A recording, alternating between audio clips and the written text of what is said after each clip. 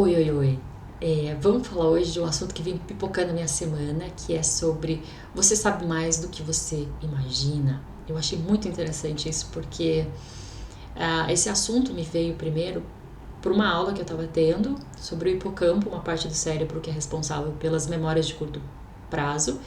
E o modo que eles descobriram isso foi um modo muito doloroso, que foi assim, é, um rapaz, ele tinha sofrido um acidente de bicicleta quando ele era criança e desde então ele tinha ataques epiléticos.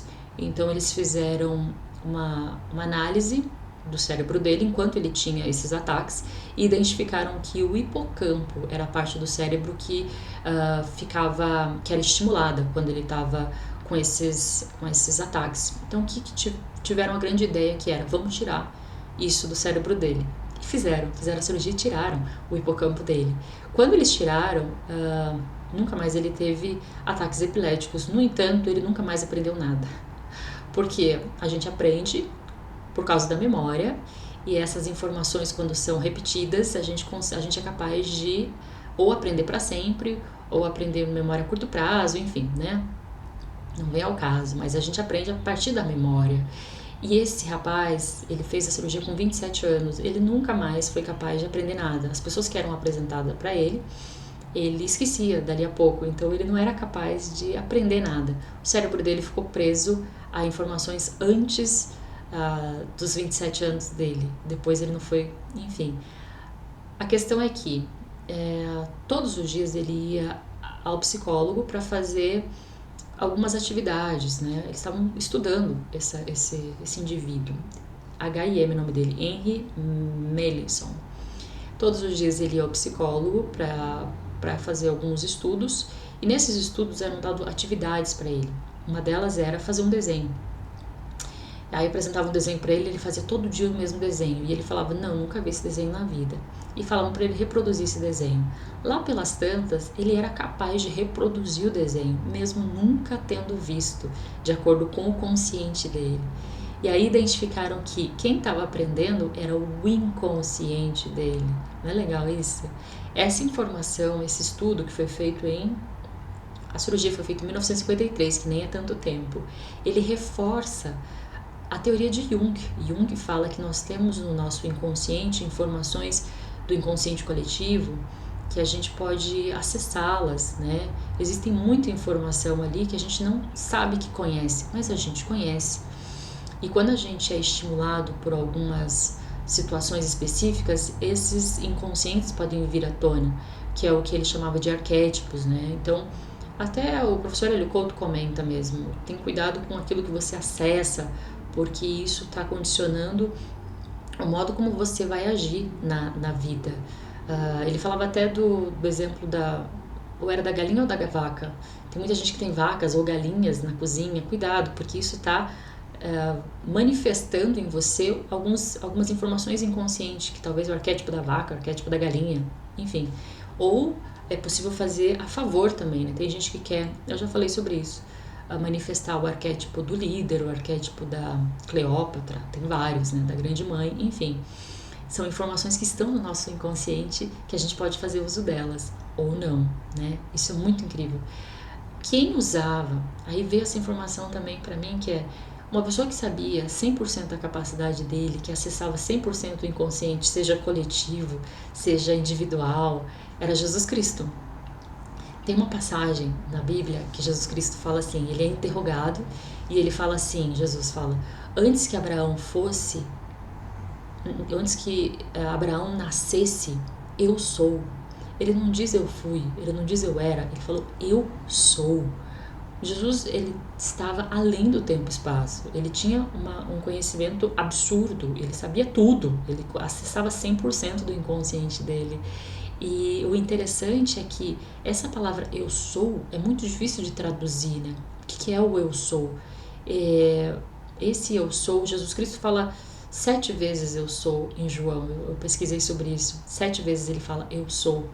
Era algo muito difícil de entender. Imagine para Jesus viver naquela época, gente, falando, sabendo tudo que ele sabia e tendo que trabalhar naquele mundo. manifestado em que ninguém sabia nada. Por isso que ele fala, estou acordado e todos dormem, né? Nesse mundo manifestado. Jesus vivia além do tempo e espaço, Jesus vivia além dessa matéria. Ele sabia que esse mundo é uma ilusão. Estou acordado e todos dormem. Não é louco isso? Quem fala muito sobre isso, sobre existir uma força, existir uma capacidade, existir uma força que vai além do seu consciente, o seu consciente, que é o seu ego, é 1% da sua capacidade, da sua inteligência, do seu potencial máximo. 99% está no inconsciente, está na centelha divina, está no fluxo. Quem falava muito isso é o taoísmo. O taoísmo é a arte de fluir sem esforço. O mistério, ele tem a palavra que fala assim, o mistério não pode ser entendido intelectualmente, é preciso ser vivido, você tem que se deixar levar. Aqueles que seguem o conhecimento aprendem algo todo dia. Aqueles que seguem o Tao, que seguem o fluxo, que seguem, né, a massa quântica, desaprendem algo todo dia. Desaprendendo todo dia, alcançarão a não ação. Quando nada é feito, nada é desfeito. Por isso que eu sempre falo que o Curso em Milagres, ele não tem a finalidade de te ensinar, ele tem a finalidade de te fazer esquecer as informações. É esquecendo que você vai acessar essas informações máximas, que é a sua capacidade máxima, que é a sua habilidade, que é a sua paixão, que é como você vai ser feliz. Estava vendo uma palestra da professora Lucilena Galvão falando sobre felicidade, e a origem da palavra felicidade tem a ver com doação, com dar. Não é legal isso? Ou seja, você não vai ser feliz obtendo coisas, querendo coisas, você vai ser feliz doando. E é incrível que é isso que diz, a nossa criação foi feita para nós doarmos, né? Lá na criação do mundo, Deus criou o reino para se expandir, para a gente doar. Então a gente só consegue atingir a felicidade máxima quando a gente está fazendo aquilo que a gente nasceu para fazer, que é doar. Tem um livro que fala isso, que é o Flow, a psicologia do alto desempenho e da felicidade, de Mickey Exant. Ele fez um estudo, esse psicólogo, esse livro não é tão antigo, e ele verificou que tem pessoas que conseguem atingir um potencial máximo de qualidade quando elas estão fazendo algo com as quais elas não querem recompensa. A recompensa é a própria ação. Nesse momento, geralmente pessoas que conseguem identificar um talento, né? Identificar um dom, elas estão vivendo 100% no agora e elas conseguem... Tem até um gráfico que ele fala existe uma atenção para resultado, mas existe também uma habilidade. Quando existe só atenção sem habilidade, pode existir uma ansiedade. Quando existe só habilidade sem atenção, pode existir a sabotagem. São aquelas pessoas que esperam o momento certo para fazer as coisas. Sabe quando você está aprendendo um idioma e fala, ai não, eu não vou falar porque eu não sei o suficiente. Você nunca vai falar se você não começar. Ai, sabe, eu comecei um curso, mas eu ainda não sei 100%, então eu não vou começar a fazer. Você nunca vai fazer se você não fizer. Quando você dá o primeiro passo, os próximos são dados por acréscimo.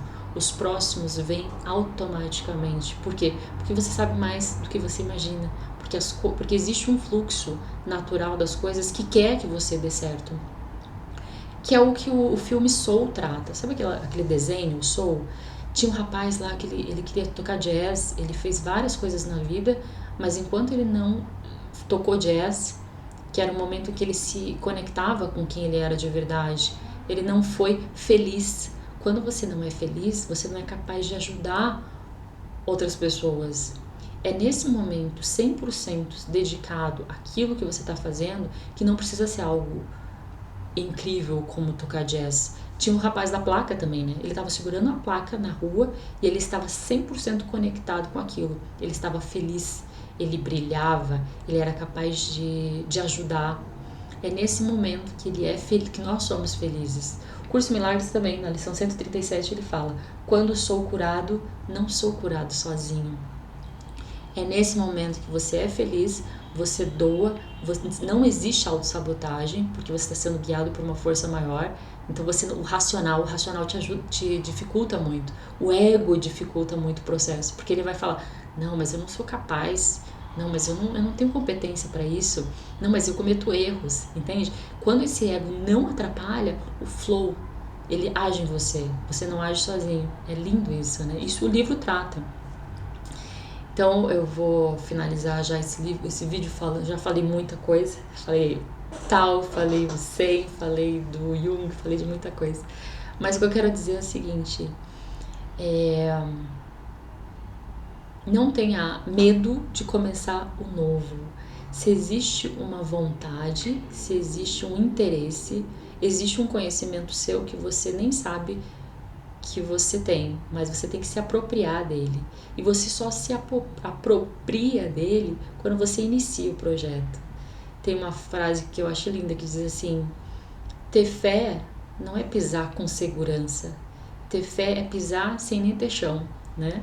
Os próximos são dados por acréscimo, porque tem uma força 99%, né, da força do universo inteiro te ajuda para que o teu desejo se realize, porque o teu desejo sendo realizado, a sua vontade, a sua missão de vida sendo realizada, que não precisa ser algo extraordinário, eu já falei sobre isso, todos ganham, o universo ganha, o mundo inteiro é salvo por você. O curso Milagres fala sobre isso, né? A tua missão aqui é salvar o mundo. Parece algo muito ousado, né? Parece algo muito egóico, mas é o contrário. Na verdade, você está sendo humilde.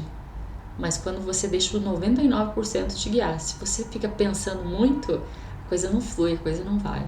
Enfim, deixa eu ficar por aqui, gente. Vamos deixar guiar, ser guiado pelo nosso inconsciente, a nossa centelha divina. Vamos começar a agir com paixão, paixão e humildade, que a gente veio para salvar o mundo, tá bom? Beijinhos!